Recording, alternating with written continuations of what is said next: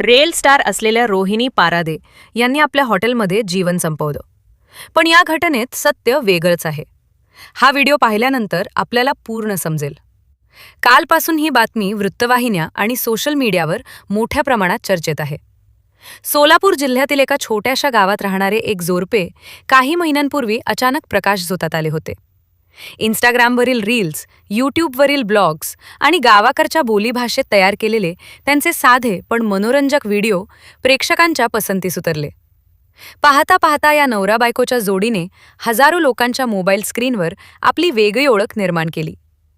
ग्रामीण वातावरणात चित्रित केलेल्या त्यांच्या व्हिडिओमधील साधेपणा आणि विनोद लोकांना भावू लागला आणि अवघ्या काही महिन्यातच ते सोशल मीडियावर लोकप्रिय झाले. बाहेरून पाहताना हे जोडपे आनंदी, हसतमुख आणि सुखी आयुष्य जगताना दिसत होते. त्यांच्या नात्यात प्रेम आणि आपुलकी भरलेली असल्याचे सर्वांनाच वाटत होते.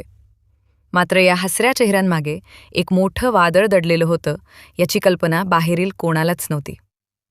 26 मे रोजी एक अशी धक्कादायक बातमी समोर आली, ज्यामुळे केवळ सोलापूर जिल्हाच नव्हे तर संपूर्ण महाराष्ट्र हादरून गेला. कारण ही बातमी होती सोशल मीडियावर मोठी लोकप्रियता मिळवलेल्या रोहिणी पारधे यांच्या निधनाची. त्यांच्या मृत्यूची बातमी समोर येताच सोशल मीडियावर प्रतिक्रिया आणि चर्चांचा अक्षरशः पूर आला.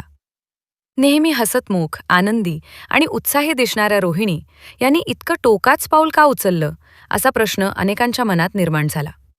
काहींनी तर या घटनेमागे आणखी काही सत्य दडल असल्याची शक्यताही व्यक्त केली. नेमकं काय घडलं, या प्रकरणामागील घटनाक्रम काय आहे आणि या संपूर्ण घटनेची दुसरी बाजू कोणती आहे हे समजून घेण्यासाठी हा व्हिडिओ शेवटपर्यंत पाहणं महत्त्वाचं ठरेल.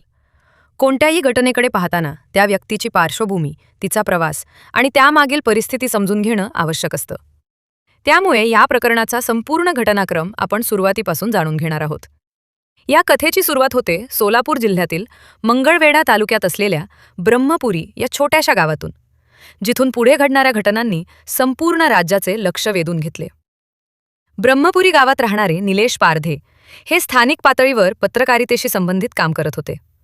आपल्या परिसरातील घडामोडी, सामाजिक प्रश्न आणि ग्रामीण जीवनातील विविध पैलू ते सोशल मीडियाच्या माध्यमातून लोकांपर्यंत पोहोचवत असत. याच काळात निलेशांची ओळख रोहिणी यांच्याशी झाली. ओळखीच रूपांतर मैत्रीत झालं आणि मैत्री हळूहळू प्रेमात बदलली. अनेक अडथळ्यांवर मात करत दोघांनी आंतरजातीय प्रेमविवाह करण्याचा निर्णय घेतला आणि नव्या आयुष्याची सुरुवात केली. लग्नानंतर दोघे पुण्यात स्थायिक झाले. नव्या संसाराची स्वप्न घेऊन ते मोठ्या शहरात आले होते. पुण्याच्या धावपळीच्या आणि स्पर्धात्मक जीवनात अनेक जण स्वतःची ओळख हरवून बसतात. मात्र निलेश आणि रोहिणी यांनी स्वतःसाठी वेगळी वाट निवडली. निलेश यांना आधीपासूनच सोशल मीडियाचा अनुभव असल्यामुळे त्यांनी रोहिणीसोबत मिळून मोबाईलवर छोटे छोटे व्हिडिओ तयार करण्यास सुरुवात केली.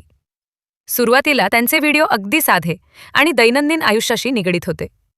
नवरा बायकोमधील हलके फुलके वाद, एकमेकांवर केलेल्या खोड्या, गावाकडच्या बोलीतील विनोदी संवाद, कधी भावनिक तर कधी मनोरंजक प्रसंग, यातून त्यांच्या आयुष्याचा एक नैसर्गिक आणि खरा चेहरा प्रेक्षकांसमोर येत होता.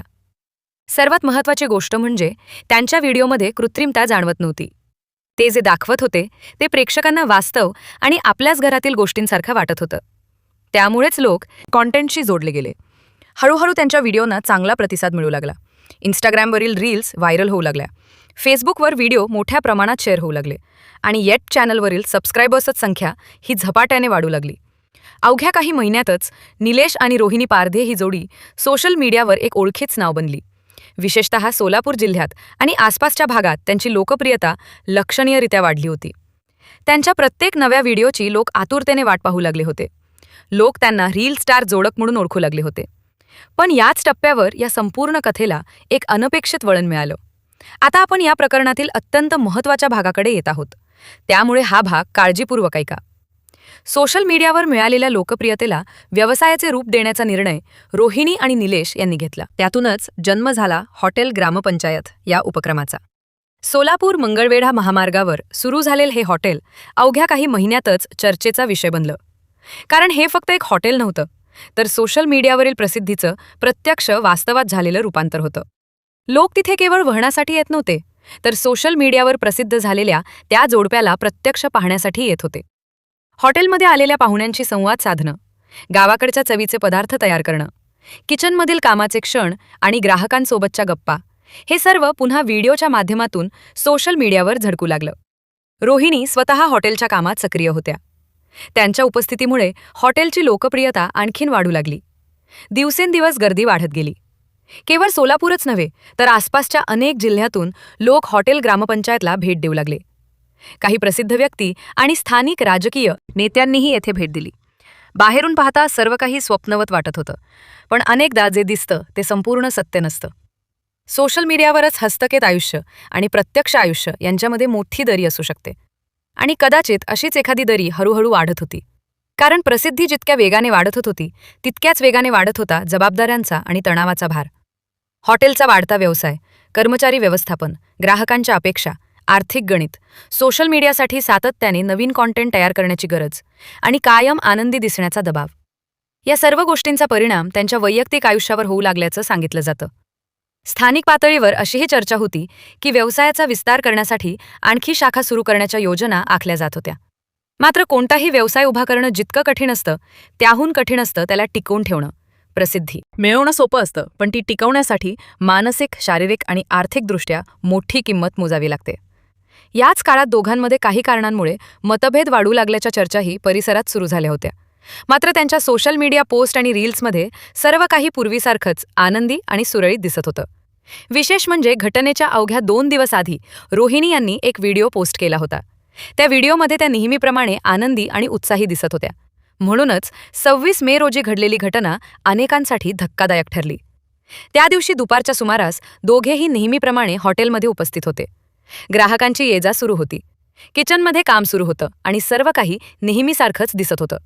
मात्र याच दरम्यान दोघांमध्ये काही कारणावरून वाद झाल्याचं सांगितलं जातं. तो वाद नेमका कशामुळे झाला?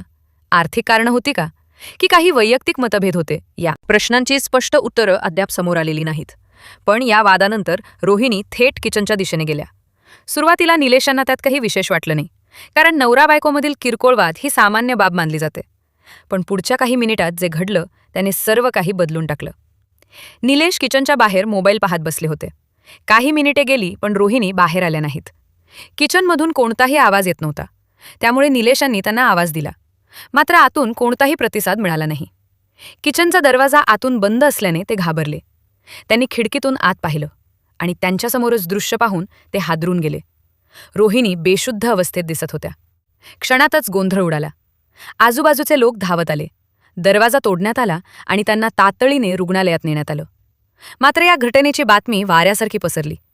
सोशल मीडियावर प्रतिक्रिया येऊ लागल्या. काही तासांपूर्वीपर्यंत आनंदी दिसणारी व्यक्ती अचानक इतकं टोकाच पाऊल कसं उचलू शकते, असा प्रश्न अनेकांना पडला. दरम्यान पोलिसांनी तपास सुरू केला असून प्राथमिक माहितीनुसार कौटुंबिक वादाची शक्यता तपासली जात आहे. मात्र नेमकं कारण काय होतं हे अद्याप स्पष्ट झालेलं नाही. या घटनेमुळे एक मोठा प्रश्न पुन्हा समोर आला आहे. सोशल मीडियावर दिसणार आयुष्य आणि प्रत्यक्ष आयुष्य यामध्ये किती फरक असू शकतो? कॅमेरासमोर प्रत्येकजण हसताना दिसतो, पण कॅमेरा बंद झाल्यानंतर त्याच्या आयुष्यात काय सुरू असतं हे अनेकदा जगाला दिसत नाही. सध्या या प्रकरणाचा तपास सुरू असून पुढील सत्य पोलीस तपासानंतरच स्पष्ट होईल. त्यामुळे कोणतेही निष्कर्ष काढण्यापूर्वी अधिकृत माहितीकडेच लक्ष देणे आवश्यक आहे.